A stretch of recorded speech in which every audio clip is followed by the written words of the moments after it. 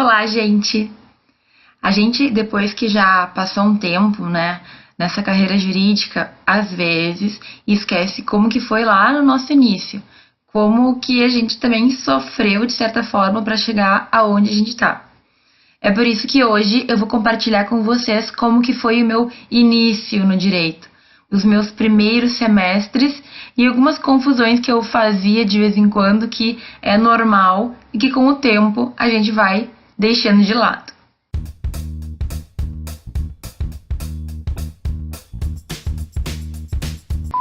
Muito do que eu vou falar aqui, eu acho que vocês vão se identificar, porque todo mundo que inicia nesse mundo jurídico tem algumas dificuldades, certo? Então, quando a gente começa, sempre vai ter algumas confusões e é muito complicado, porque é um mundo tão diferente, totalmente novo. A faculdade, de forma geral, ela é bastante diferente, a gente tem que se adaptar com gente de todos os tipos e etc e tal.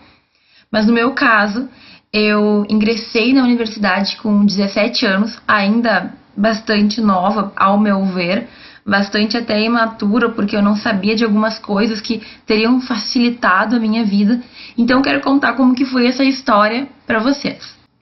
Só para deixar bem claro, não é um problema a gente ter que lidar com vários tipos de gente, na verdade faz bastante bem. Mas para uma adolescente de 17 anos que estava até então só com colegas da mesma idade, do mesmo jeito, foi bem chocante ter colegas de todas as idades, de cada canto do estado, e até pessoas de outros estados, de uma hora para outra.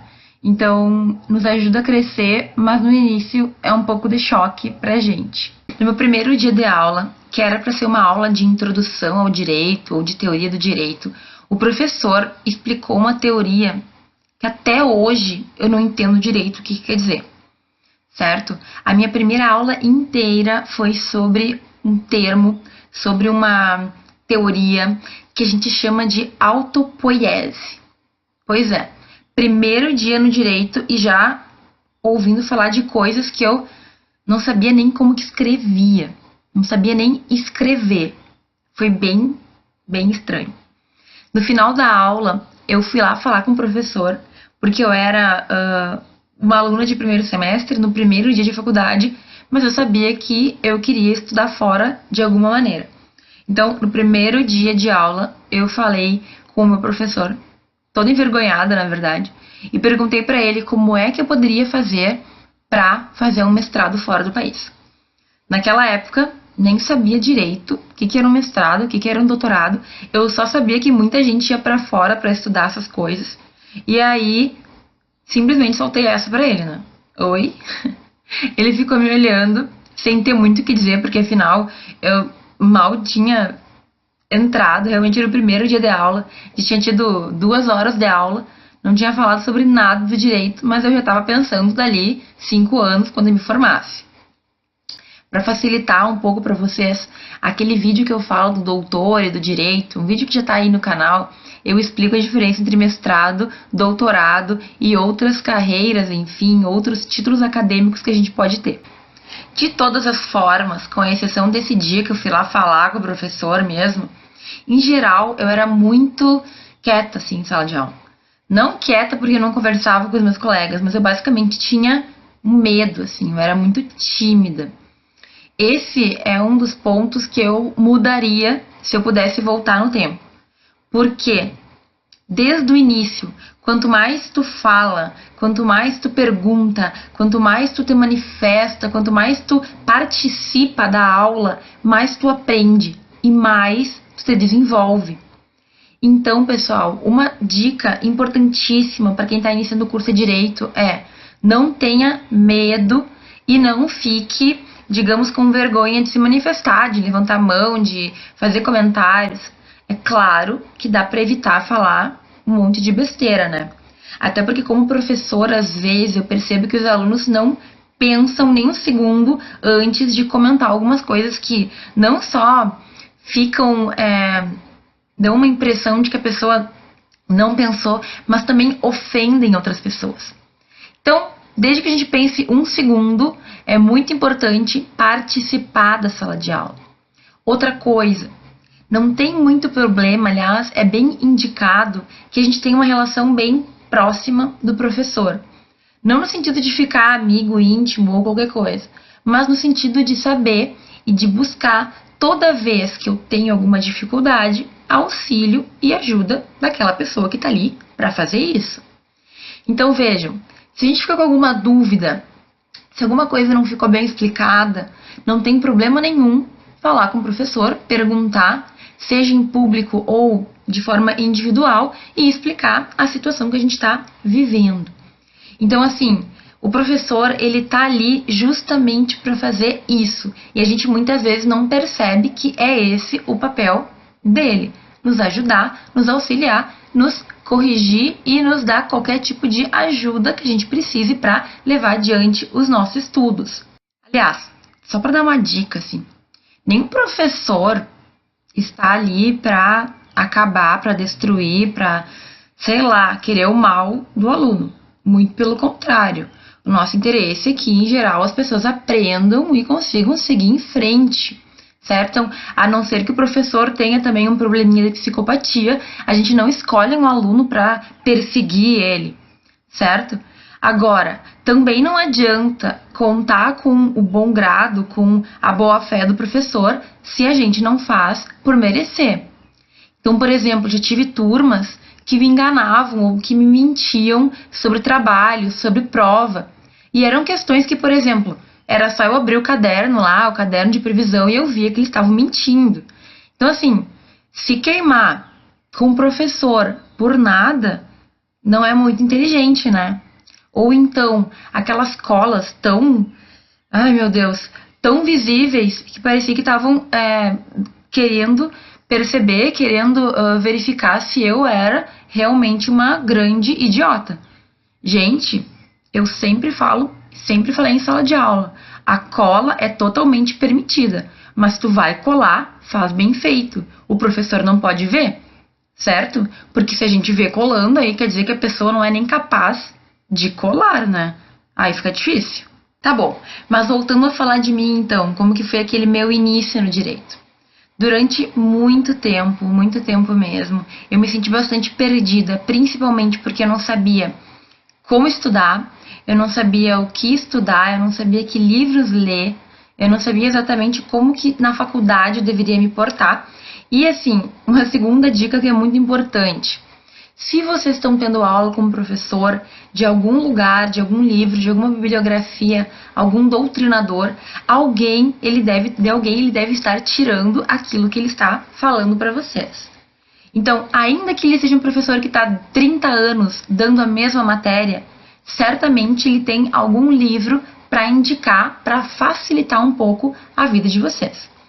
Então, se o professor não expõe isso, se ele não diz um livro que ele indica, ou enfim, se ele esquece de comentar, vocês devem perguntar qual seria, então, a indicação que eles têm para aquela matéria. Algumas matérias a gente vai ter até um pouco de dificuldade de perceber aonde que o professor está, porque às vezes as aulas vão fluindo, não tem um plano de ensino, um plano de aula muito definidos, e a gente acaba não conseguindo distinguir os conteúdos. Agora, depois que o professor já deu a aula, ler um livro sobre o assunto que ele estava falando fica bem mais fácil. E outra coisa, é bem melhor a gente ler 15 minutos, meia hora por dia, do que ter que ler todo o conteúdo 1 ou 2 dias antes da prova. Esse ponto para mim é o mais difícil, eu demorei muito tempo para aprender, até hoje tenho alguma dificuldade, que é o fato de que a gente tem que se organizar para não deixar as coisas se acumularem. Alguns colegas meus tinham até um cronograma de estudos, algo que eu achava incrível, porque eu nunca consegui fazer.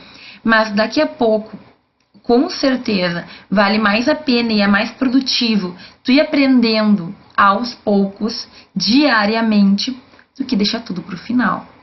Eu sei que isso é bem difícil. A maioria de nós acaba procrastinando e chega na hora da prova aquele desespero, certo?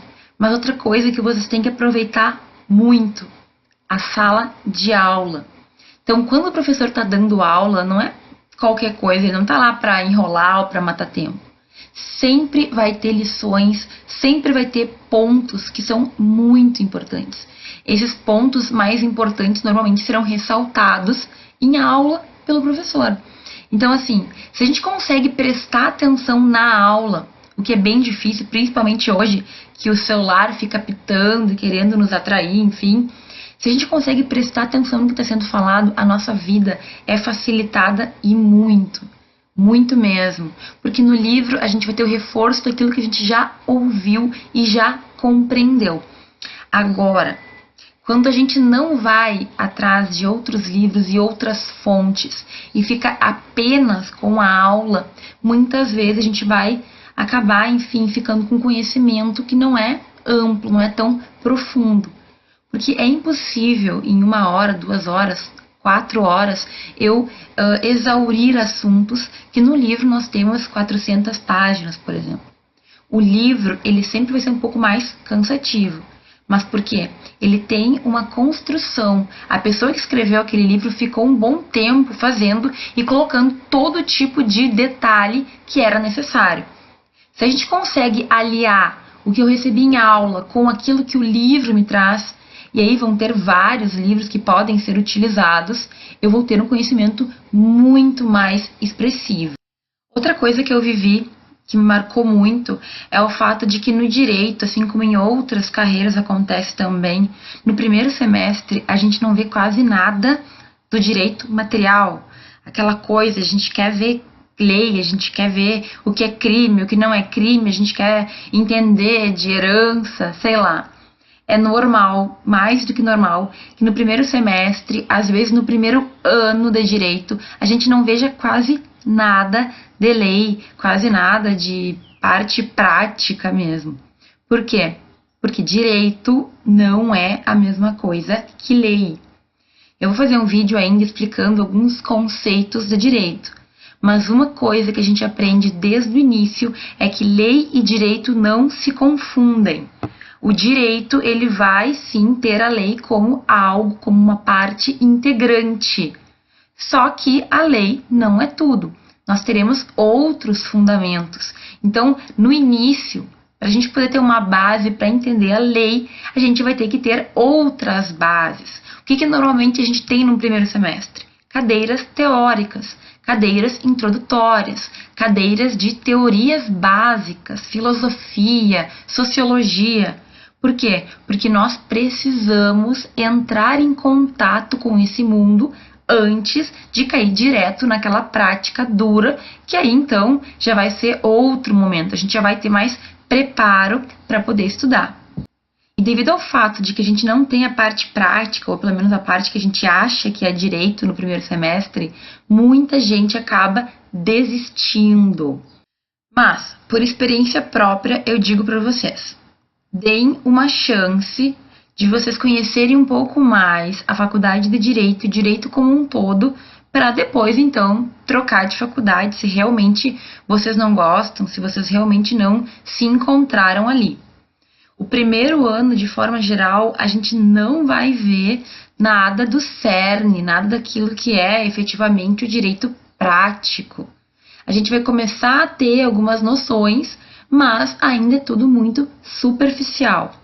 Então, se tu tá com um pouco de dúvida, se tu tá no início do curso, não sabe exatamente, espera mais um pouquinho, vai por mim, para te ter certeza que tu realmente não quer mais continuar naquele caminho. E aí, troca de curso, seja feliz, mas dá uma chance pro direito mostrar efetivamente o que ele é e o que ele pode ser. Bom, gente, esse era para ser um vídeo rapidinho para contar sobre como foi meu início no direito. Acabou se tornando um vídeo um pouco extenso. Então, ao longo dos vídeos eu vou contar ainda muito das minhas experiências. Essa foi apenas uma delas. Se tu tem alguma dúvida, se tu quer saber alguma coisa de como eu fiz ou como que foi, pode me escrever um comentário, pode dizer se tu gostou ou não, pode me dar uma sugestão de vídeo, enfim. Eu conto com vocês todos e um grande abraço.